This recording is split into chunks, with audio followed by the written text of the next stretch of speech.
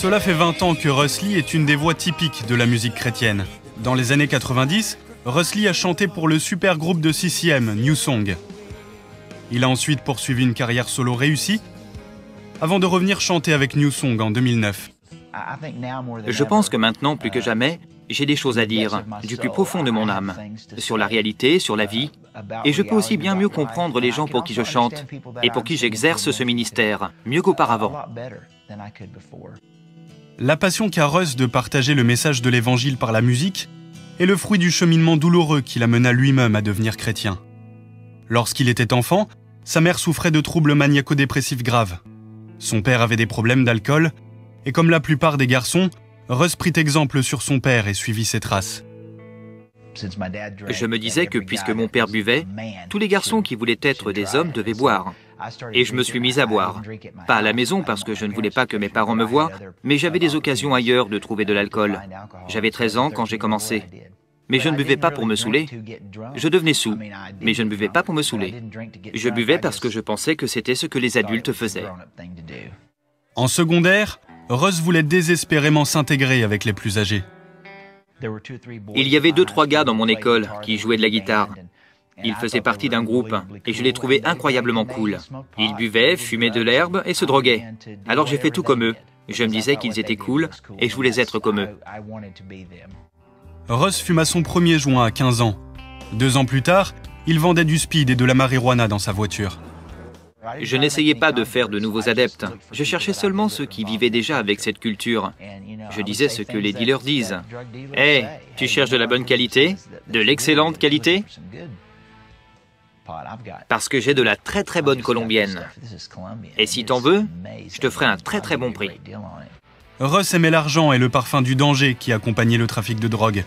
Mais ce qui le motivait vraiment, c'était sa colère contre Dieu. J'avais de la colère en me disant que s'il était un Dieu d'amour, pourquoi m'avait-il mis dans cette situation en me donnant des parents comme les miens? Il devait préférer les autres puisqu'ils ont de meilleurs parents. Ils ont de belles choses et ne doivent pas faire ce que je dois faire. Russ jouait aussi de la guitare dans des clubs de la ville. Il était souvent payé en boissons. Après l'obtention de son diplôme, il se dit que sa vie était en train de prendre une mauvaise direction. Un soir, en rentrant chez lui, il entendit un chant à la radio qui lui ouvrit les yeux. J'écoutais Mick Jagger et les Rolling Stones qui chantaient I Can't Get No Satisfaction. Et j'ai soudain compris que c'était là mon problème. Je cherchais une satisfaction. Cette vérité a été comme une gifle en plein visage. La raison de mon malaise et de mon insatisfaction, c'est que je cherchais quelque chose qui puisse simplement me satisfaire. Mais je ne trouvais rien. Ce soir-là, j'ai dit, « Seigneur, je ne sais pas qui tu es, et je ne sais pas si tu sais qui je suis, ni même si tu t'en préoccupes. Mais je voudrais juste savoir si tu existes, et si tu te soucies de ma vie. Je voudrais le savoir. Je ne sais pas comment te trouver, mais si tu es Dieu, tu sauras certainement me trouver. » 2 jours après cette prière, quelqu'un fit une visite inattendue à Russ. C'était un ami avec qui j'avais grandi, que j'avais toujours envié, qui avait une famille parfaite, une super petite amie, et je pensais qu'il avait vraiment une vie parfaite.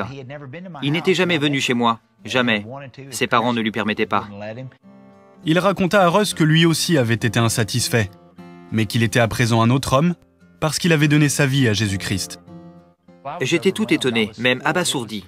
C'était la dernière chose à laquelle je m'attendais. J'aurais été moins surpris de voir Billy Graham frapper à ma porte. Mais ce gars qui me disait ces choses, je n'arrivais pas à le croire. J'ai compris que c'était Dieu qui l'avait envoyé chez moi. Cela ne faisait pas l'ombre d'un doute.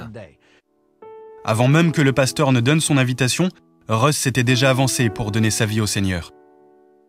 Mes parents avaient toujours les mêmes combats. Ils les avaient toujours eus. Moi-même, j'avais toujours un grand sac poubelle rempli de toutes les drogues que vous pouvez imaginer, dans le coffre de ma voiture, sur le parking de l'église. Et j'avais encore des questions. Mais ce qui a changé ce jour-là, ce n'était pas ce qui m'entourait, mais moi-même. Ma vision des choses avait changé ce jour-là. Je me suis senti pardonné. Je me suis senti libre.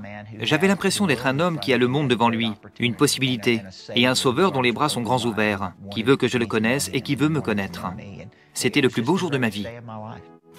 Russ et sa femme, Marie, sont mariés depuis 26 ans et ont 3 beaux enfants. Chaque jour, je réalise que ma vie est un cadeau de sa compassion, parce que je sais ce que je mérite.